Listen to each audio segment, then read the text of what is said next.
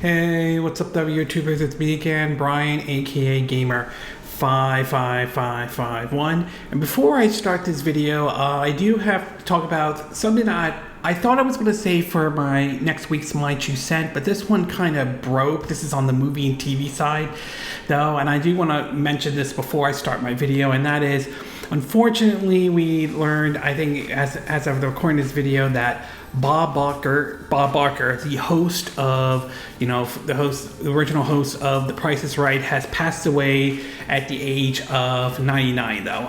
It basically, for what I've been reading, it's due to natural causes, and it is an unfortunate situation. He was a very iconic game show host. Most probably remember watching, during the daytime, The Price is Right. This was become very iconic and so forth, to even him starring in the 1996 movie Happy Gilmore, starring Adam Sandler, including one of the funniest scenes there where he and Adam Sandler get into a fight, who plays Happy Gilmore, including the famous lines such as Adam Sandler saying, "The price is wrong, bitch," when then Bob Barker said, "I think you had enough, bitch," as well, and see him kick the crap out of Adam Sandler. That's a very funny scene in that movie. He was also very much a animal rights advocate, though, and really, his infamous, spade and neuter your animals at the end of every taped episode of The Price is Right, though. So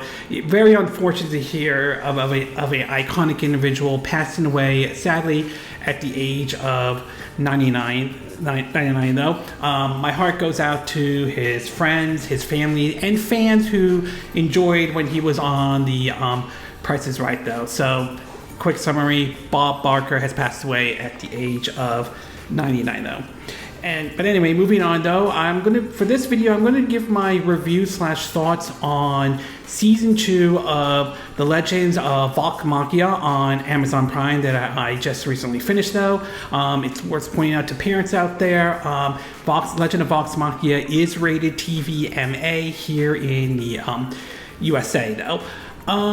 I'm not familiar with Critical Role and the whole situation behind Vox Machina and some of the stuff that they have done, but when I heard that they were bringing this to Amazon Prime, I decided to give this one a whirl with season 1, and I actually enjoyed it, though. It was kind of like the humor was there, even though from an older audience, though, and it almost kind of felt like I was watching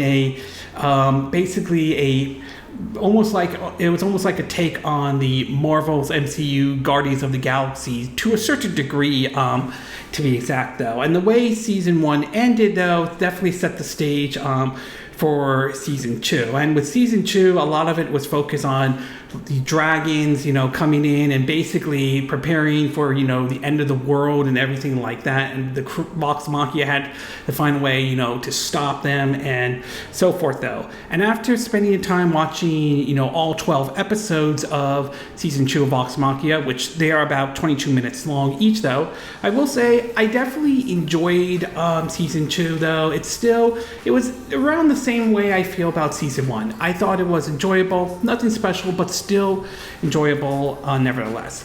In terms of what I like or what I didn't like, mixed or not sure, I'll start off first with what I like, though. And one of the things I definitely like about this one is that this one focused more on some of the backstories for some of the characters and all, outside of Percy, which, well, to a certain degree outside of Percy, though, because it felt like with season 1 focused more on Percy than really any of the other characters. So it's nice to see that some of the other characters are getting some of the spotlight to a certain degree. You learn a little bit of their backstory and their history to a certain extent. So it's certainly nice with season 2. It did focus a little bit more on their backstory, and I'm curious to see if we'll see more of that with season 3 when that happens, everything like that.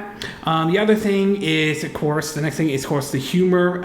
Like season 1, the humor is still there with a bit of seriousness here and there every now and then, though, but it does maintain some of the humor, and some of the moments are pretty funny, to be exact, particularly Grog. Grog, who kind of is somewhat like the comedian of the group, although each one has their own share of funny moments here and there, though, including Scanlan itself, though. But, I mean, the humor still remains there. There are points of the story where it does get a bit serious and all, and that certainly isn't a bad thing. But I'm glad it still maintains some of the humor and all. And last but not least, I will say a lot of the battles and fights in season 2 are good, but the one that I thought that kind of stood out the most was seeing the fight between Grog and his uncle Kevdark, if I'm saying the name correctly. I thought that was pretty cool, especially seeing what Grog was going throughout season 2 and being able to stand up to his uncle and everything like that and be able to take him on and fight, though. I thought that was pretty interesting and pretty cool. I thought that in a way that kind of was a highlight for season 2 for me. Not that other parts like the fights with the dragon were bad or anything like that. I just felt this one was kind of the highlight in terms of the fight for season 2, and this is the one I really liked the most, though. As far as what I didn't like or mixed or not sure about, this one's more on the mixed and not sure, and not as much on what I didn't like. And one of this is that one of it was seeing Scanlan find out about his daughter Kevdark, if I'm saying her name correctly, though. And while that was kind of interesting to see, though, and I kind of liked the reaction he gave, though, you didn't really see much of his daughter to a certain degree. I thought it was a little disappointing how they used her, at least how I see it, though. I am curious to see if maybe we'll see more of her in season 3 or anything like that. But I mean, I just thought it was disappointing. They didn't use her as much, and I was hoping that she would appear during, like, you know, the final episode of season 2 of Vox Machina. Obviously she did not, so it's a little bit disappointed, though. Not losing sleep over it, but a little bit disappointed in how she was used, and it'll be interesting to see if she does make an appearance in season 3 of Vox Machina. And last but not least, though, was season 2 ended more on a cliffhanger than season 1 did. Season 1, I felt like you sort of concluded, you know, Percy's and Whitestone's story. It didn't really split into 2 seasons or anything like that. This is sort of different with season 2, which obviously it's setting the stage up for when it's going to be with season 3, though. I don't know how long the battle between these dragons and Vox Machina is going to last. It might last through season 3. I don't know if they'll do with season 4 or not, but it is sort of it sort of ends in more of a cliffhanger. Some might be okay with it, some might not be. So I'm sort of mixed on this decision to end season 2 on a cliffhanger, though. But still, it doesn't ruin it, and I am looking forward to seeing what season 3 would be like, though. Overall, though, I thought season 2 of Vox Machina was definitely enjoyable and fun, to be exact, though. At its best, though, I like how the season focused a bit more on the backstory of other members of Vox Machina. I certainly think that was nice. I think that was really good that they added that, though. Of course, the humor and the seriousness is still there. And like I said, the fight between Grog, if I'm saying his name correctly, and his uncle was pretty cool, and I thought that was kind of the highlight for season 2 for me, though, to see those two go at each other, though. But at its worst, to a certain degree, is the fact that Scanlan, if I'm saying his name correctly, while it was interesting to see his reaction when he discovered his daughter that he didn't know about, though, I was a little disappointed how she was used, and I'm curious to see if she's going to play maybe a much bigger role, maybe in season 3 or not. So I was somewhat disappointed, though.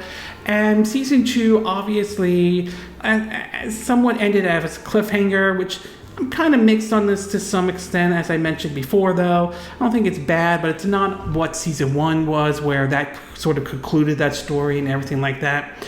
But in either case, though, I still enjoyed season 2 of The Legend of Vox Machina, nevertheless, on Amazon Prime. And I am looking forward to season 3, and I'm curious how season 3 will close, if that does close out the arc with, you know, the dragons and everything like that. So it's going to be very interesting to see how season 3 plays out. Obviously, it remains to be seen considering the whole writer strike and actor strike that's been going on right now, though. But hopefully we don't have to wait long for a 3rd season of The Legend of Vox Machina, though. Okay, this concludes my review slash thought on the season 2 of The Legend of Vox Machina on Amazon Prime.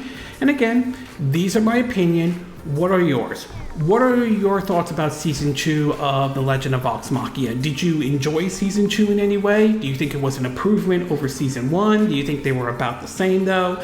Do you like the fact that they focused somewhat more on some of the other characters compared to how it was in season 1 in any way though?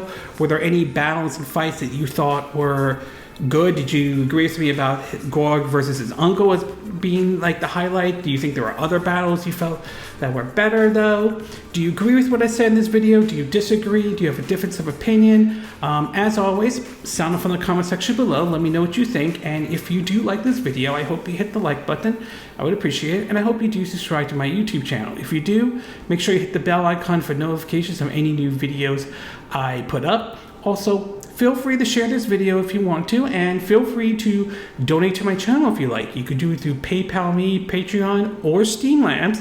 Links will be in the description of this video, assuming you're watching this on YouTube. And I will see you again next time when I do another video. Hopefully that'll be soon. Until then, from Southern California, I wish you all a good day then. Bye!